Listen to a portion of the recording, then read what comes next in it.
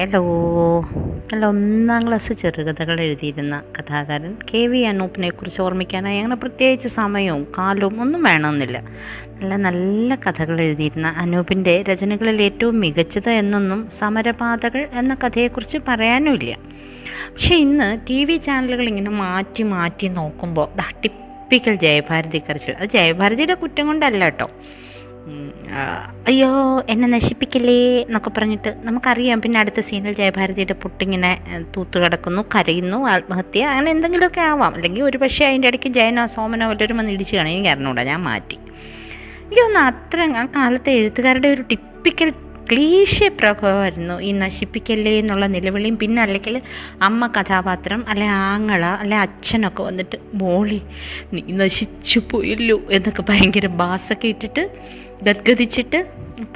ഇപ്പം മാറിയോ എന്ന് ചോദിച്ചാൽ ശരിയാണ്, മാറില്ല. കാരണം എന്താണെന്നറിയോ, ഞാൻ പലപ്പോഴും കണ്ടിട്ടുണ്ട് പത്രക്കാരുടെ ഇടയിൽ പോലും ഈ ബലാത്സംഗം എന്നതിന് മാനഭംഗം എന്ന് പേരെഴുതുന്ന മഹാന്മാരും നിഷ്കൂകളും നമ്മുടെ ഇടയ്ക്ക് ഇപ്പോഴും ഉള്ള കാലഘട്ടമാണ്. അപ്പോൾ പിന്നെ അത് പറഞ്ഞിട്ട് കാര്യമില്ല. അതിനകത്ത് എന്താ വ്യത്യാസമെന്ന് പോലും ചിന്തിക്കാത്തത്. എങ്ങനെയാണ് ഒരു വ്യക്തിയോട് ബലാൽ ചെയ്യുന്ന ഒരു പാതകം അയാളുടെ മാനത്തെ എങ്ങനെയാണ് എടുത്തുകൊണ്ട് പോകുന്നതെന്ന് ഒന്ന് ചിന്തിക്കാൻ പോലും മെനക്കെടാത്ത അത്രയ്ക്ക് നല്ല നിഷ്കൂകൾ നമ്മുടെ ഇടയ്ക്ക് എപ്പോഴും ഉണ്ട്.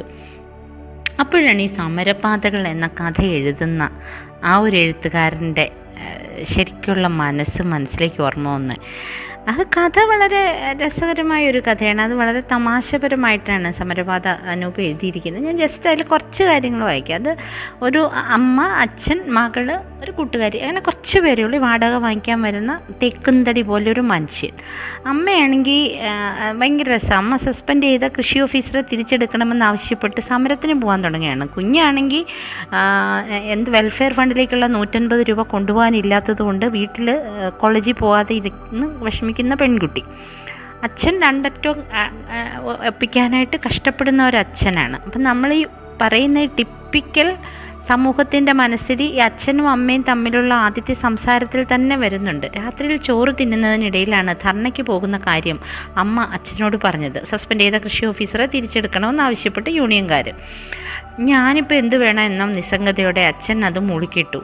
തോന്നിയാസം കാട്ടിയിട്ടല്ലേ അയാളെ സസ്പെൻഡ് ചെയ്തത്. അതിനിടയിൽ താൻ ചോദിച്ചത് അമ്മയ്ക്ക് പിടിച്ചില്ല.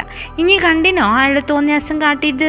ഓളും കുട്ടികളൊക്കെ അതിനൊരു പറ്റിക്കാൻ വേണ്ടി ഓരോരുത്തരോട് അങ്ങനെ, അതായത് സ്ഥിരം. അവൾ ഇരയൊന്നും അല്ല, അവൾ ചുമ്മാ പറഞ്ഞതാണ്. ജോലിയിൽ ഉടായ്പ് കാണിച്ചപ്പോൾ അത് പറ്റത്തില്ല എന്ന് പറഞ്ഞതുകൊണ്ടാണ്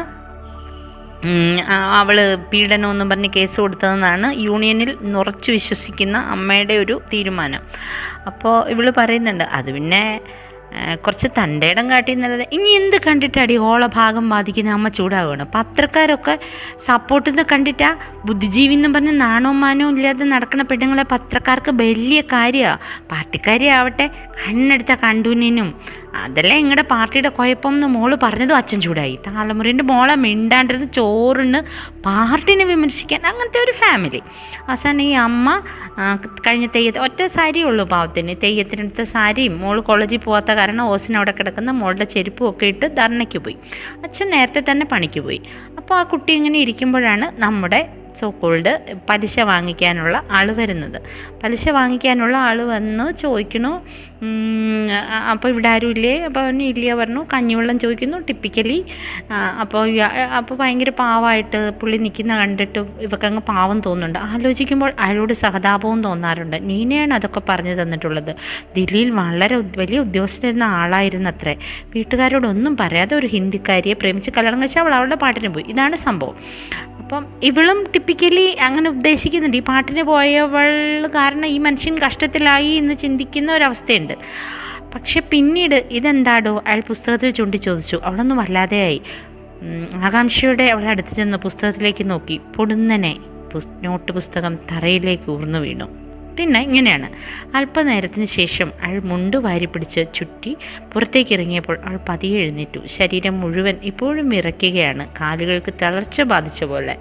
അപ്പം നിങ്ങളൊക്കെ ഓർക്കുന്നുണ്ടാവൂല്ലേ, അയ്യോ ആ കുട്ടി നശിച്ചു എന്ന്. പക്ഷേ അനൂപ് അതല്ല നമുക്കായിട്ട് കാത്തു വച്ചിരിക്കുന്നത്.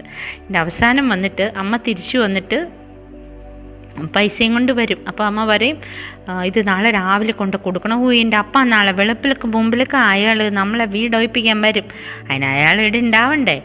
അപ്പോൾ അവളുടെ മുഖത്ത് ഒരു ചെറിയ ചിരി ഉണ്ടായി. അമ്മയ്ക്ക് അമ്പരപ്പായി. ആളവിടെ പോയി? അതിപ്പോൾ ഏതോ ആസ്പത്രിയിലാണ്. എന്താ ഞാനീ കേൾക്കണേ? നിന്നോട് ഇതാരാ പറഞ്ഞേ? ഞാനിട്ട് നീനെൻ്റെ വീട്ടിൽ നോട്ട് വാങ്ങാൻ പോയി പറഞ്ഞതാ. അല്ല തേക്കന്തടി പോലത്തെ മനസ്സിനല്ലേനോ, ഓർക്ക് എന്താ പറ്റിയത്? ഏതോ പെണ്ണിൻ്റെ അടുക്ക തോന്നിയ ദിവസം കാട്ടാൻ പോയതാ, ചത്തുപോകാഞ്ഞത് ഭാഗ്യമെന്നാണ് പറയുന്നത്.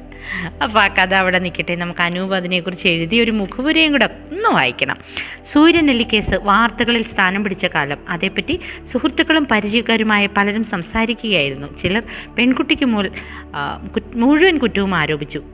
പിന്നെ നമുക്കറിയാം അവളെ സൂചിക്കായിരുന്നു, അവൾക്ക് പൊക്കൂടായിരുന്നു അങ്ങനെ. അപ്പം ഇദ്ദേഹം എന്തിനാണ് ഇരയെ പ്രതിക്കൂട്ടിൽ നിർത്തുന്ന അധീശ മനോഭാവങ്ങളെ ആക്രമിക്കാനുള്ള കരുത്തൊന്നും സമരപാതകൾ എന്ന കഥയ്ക്കില്ല, അങ്ങനെ ഉദ്ദേശിച്ചിട്ടുമില്ല.